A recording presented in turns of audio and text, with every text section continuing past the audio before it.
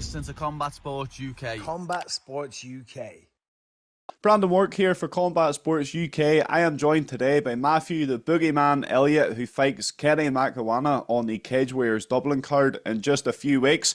I interviewed Kenny last week and I spoke about the importance of this fight, or how good this fight is, that we don't usually get these sort of cross-regional battles in pro MMA in Ireland. So this is one of the first for a while, so it's going to be a good one. Matthew, I was going to call you Kenny there. That there would be a bad start. What's the crack, mate? How's things? All's good, can't complain. Everything's going well. Happy days, happy days. Obviously, Cage Warriors, it's actually your second sort of stint in Cage Warriors. You made your debut on the organisation. 2 fights so far, 2 submissions. A pretty perfect start for you, could you say? Yeah, so pro debut was with Cage Warriors. Had my second pro fight on Cage Conflict, like my own club's regional show. And then back to Cage Warriors after that. So, technically as a second stint. Nice one, nice one. Do you feel like you're finally kind of getting settled into a promotion? Obviously, you mentioned there Cage Conflict, a great regional show. Your debut was with Cage Warriors, and then you had the Oktagon Challenge series. Do you feel now you're kind of finally getting settled into a promotion and the formality of, like, you know exactly what they expect when you turn up the fight week or to your fight? Yeah, I feel like Cage Wars is very easy to settle into. I find it's more I'm settling into just actually being a pro, rather than so much it being the promotional side of things. But Cage Wars is like a very easy promotion to settle into. Even with my pro debut with them, you're in, everything's very organized, and there's very little hassle with them. So it's quite smooth running once you get there. What kind of differences is there with fighting on a sort of bigger stage like Cage Warriors? Is there any kind of like key differences that makes it easier for you? Compared to the likes of Cage Conflict, the only things that you're really dealing with is you'll get people texting you beforehand about getting medical clearance, what like hotels and stuff you're staying in, like your travel information. But in terms of that, like there's not too much of a difference. It's once you get there, like to the hotel or wherever they have you staying, it's really professionally run. So I think it's more just like a professionalism to things, and they have their teams so well structured and organized that there is no hiccups along the way.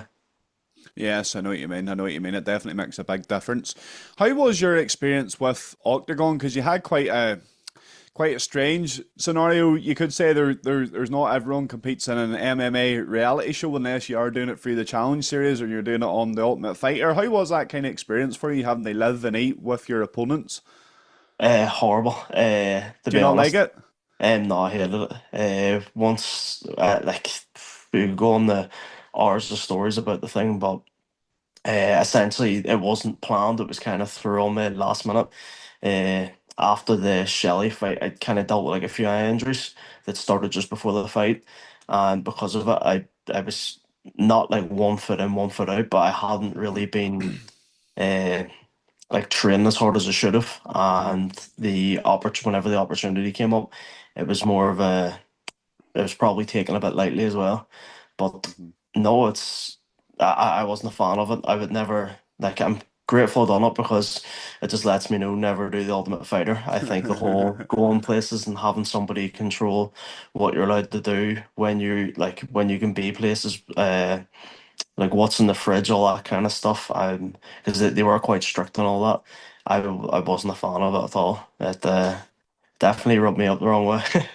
Do you feel that it kind of restricted your fighting as well? Because obviously you had amateur fights, you had pro fights, you had a big wrestling background as well. You know how to prepare for a fight. Being in a sort of foreign environment like that in a house with your opponent, was it very, very different? And do you think it kind of made a difference come fight day? No, not like that kind of sense. I feel like whatever's gonna happen will play out the way it's gonna play out, regardless. I don't actually think living with them, well, like the English team or anything, really did too much because like to be honest, they were all quite like they were quiet. It was us who were like we were quite noisy. So I like you didn't really see much of them. Like your training times were separate, so you only really seen them in the house at night. And apart from that, like I wouldn't actually say there's too much of a difference in it. It didn't like the effect that it would have had in the fights. I think the only one who probably would have got affected by it was whoever was fighting Dennis, because he would have, like, he was intentionally just torturing them, like. It's called the Menace for a reason, isn't it? Yeah.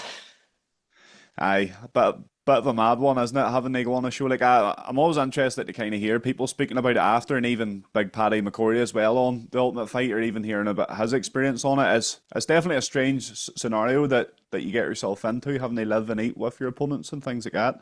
Yes. Looking, Oh, sorry. No, I was just gonna all say it's good. like you have like things that you think you're gonna do and say once a camera's put in front of your face.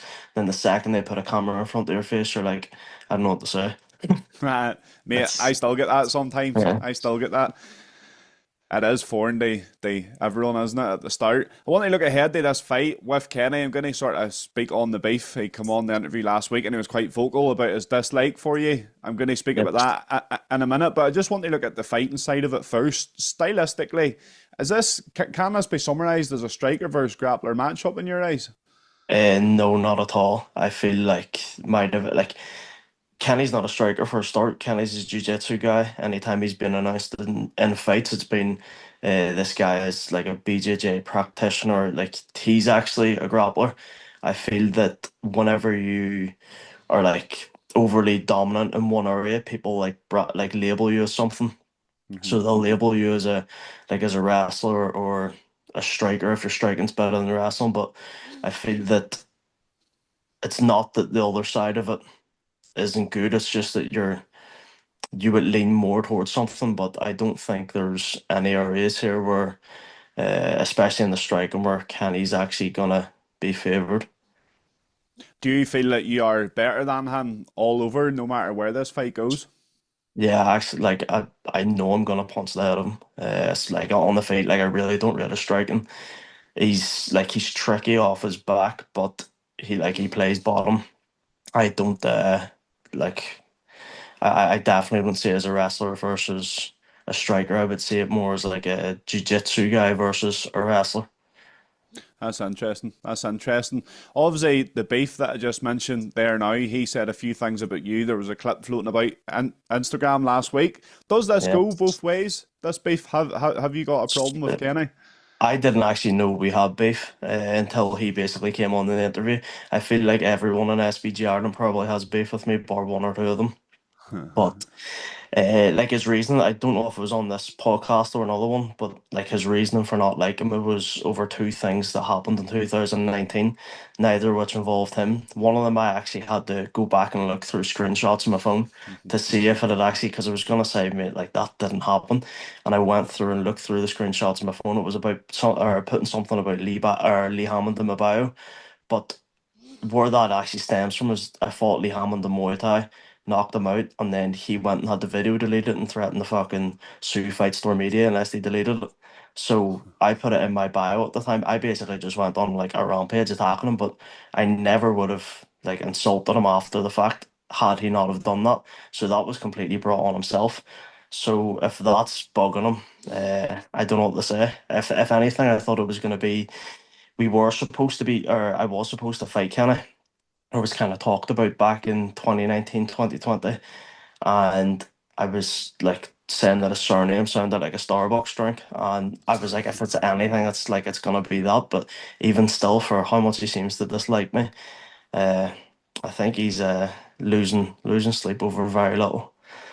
Do you kind of remember him coming up for you? Because I think you were meant to share or you did share a cage conflict card back in the day. As have obviously both been around the amateur scene at the same time coming up in Ireland.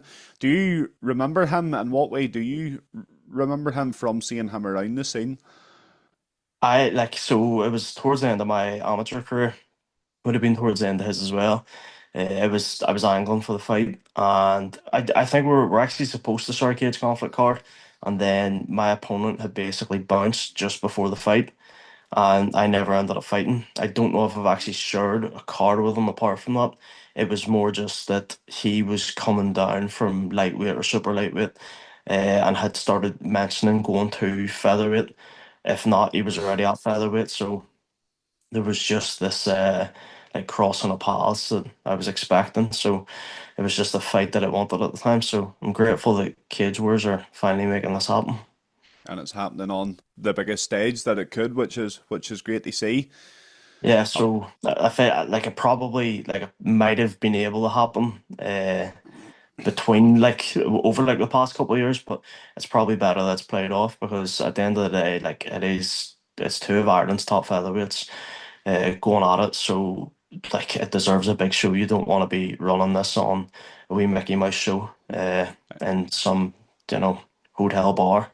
You want this to be like they get the views it deserves. So. How do you think the crowd's going to be there on the night? Obviously, it's in Dublin. He trains out of Dublin. Do you feel like you will be going into enemy territory, or do you think there will be boos there? Does that affect your sort of I mindset going into it at all? genuinely could not care less. I think for the be boos towards me, I think people need to like Kenny for a start. I don't know if he's liked or not, because he does come across like I know he's saying that he thinks I'm and all, but like he does come across as a prick, like.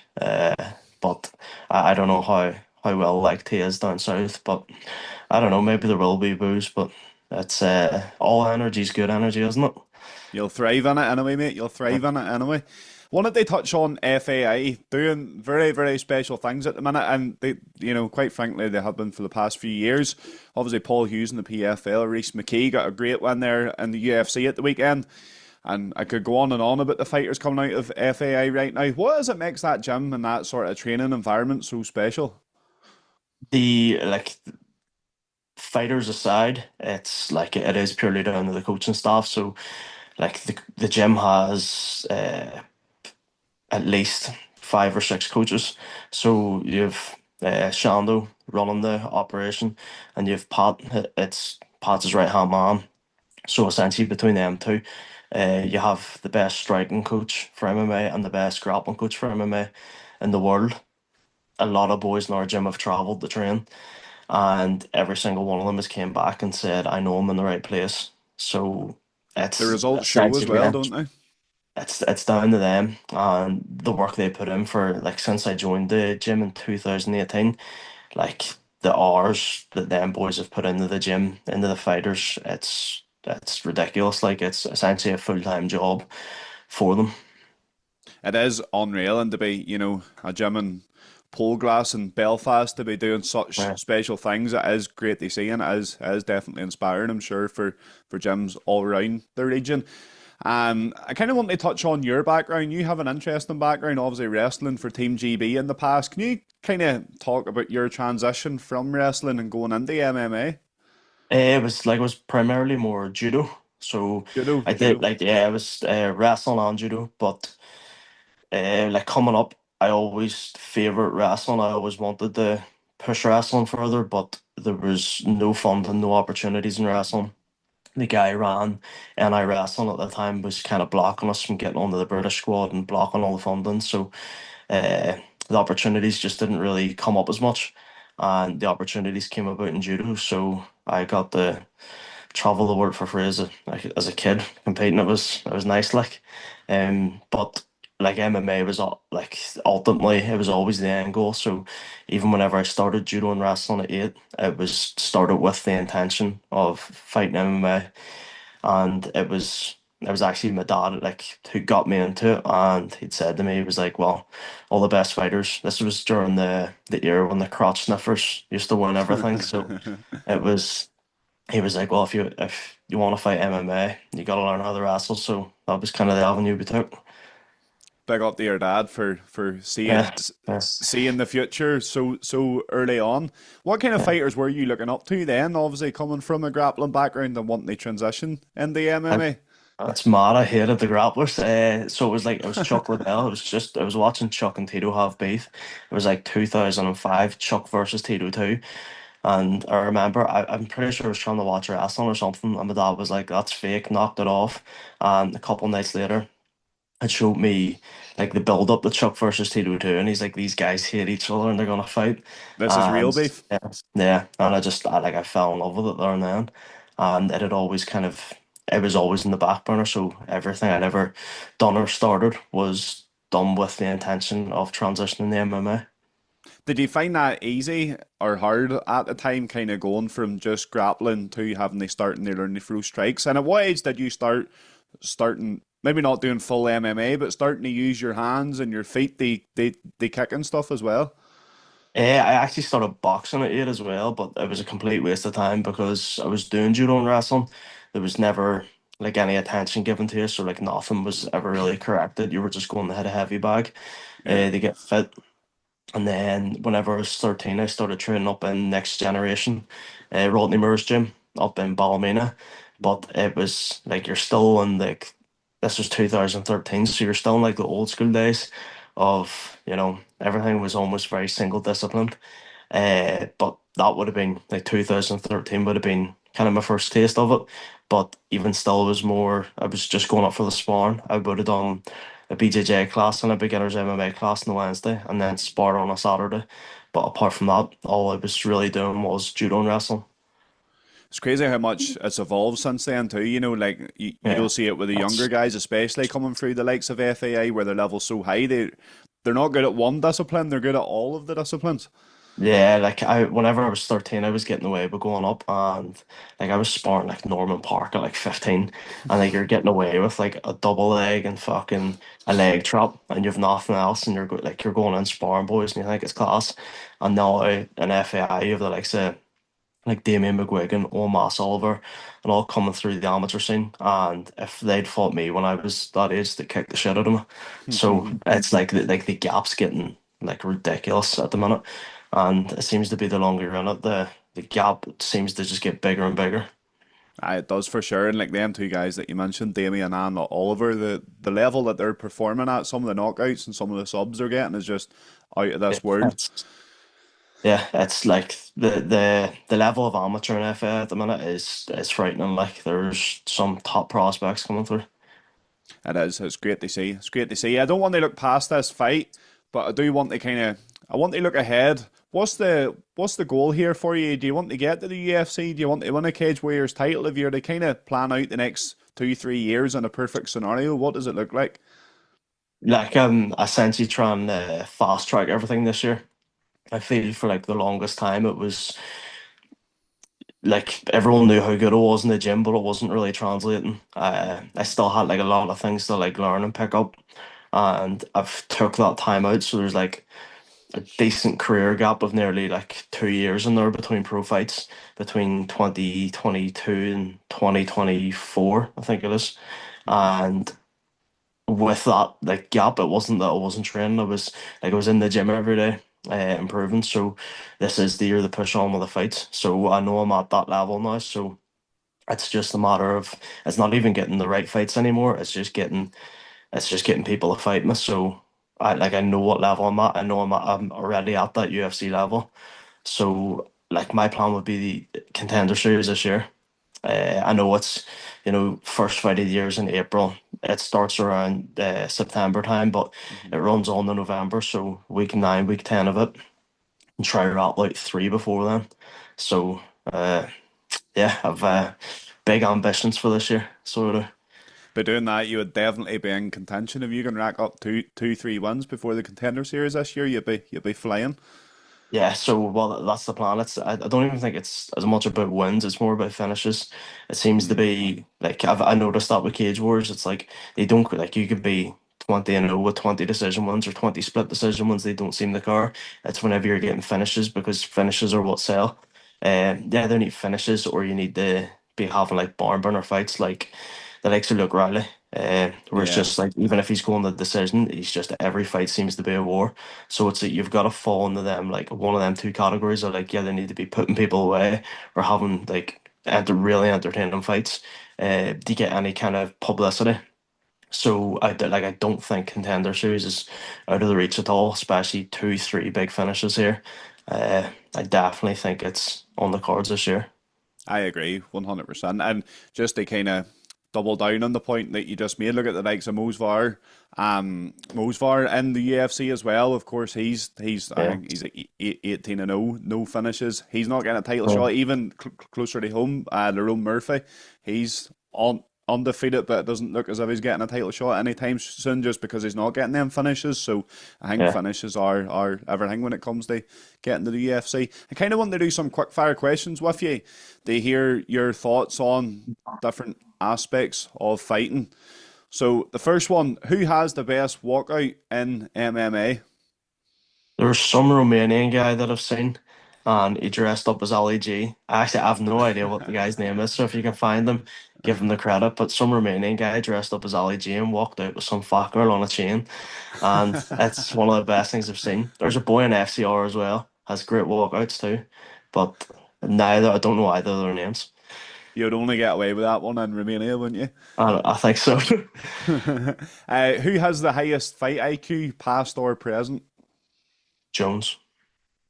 Most underrated fighter?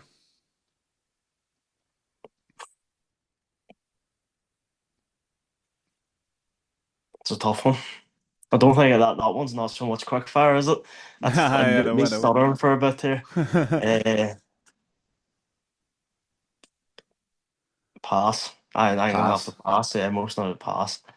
Who is the hardest hitter in MMA? It's gotta be Ngannou, doesn't it? Has to be. Which fighter always brings the chaos? Ryan Curtis. That's a good one. Ah, I love it. Who has the cleanest striking in MMA? Cleanest. Brad Riddell, whenever he was fighting, was nice. Viziev was nice in terms of like just being clean. Topuria probably at the like if you're going boxing wise, Topuria suppose it's still striking. I love these answers. I love these answers. Some proper niche ones here too. Who's the best grappler in the game? Thumbs up. Good one. And the last one, who is the funniest fighter in MMA? Chill son. Chael Sonnen. Chael P. Sonnen, undefeated. Yeah. Playful. I love it. I always like to finish on this question. This one isn't quick fire. It requires a wee bit more thought sometimes. Why do you fight? Yeah, I want to be a UFC champion. That's just that's always been. It's not well, like my motivation recently's changed quite a lot. I had a child last year, so my motivation is now changing my daughter's life. So it's always just been getting a UFC title, but now I think there's definitely more to it, and there's more reason to train hard.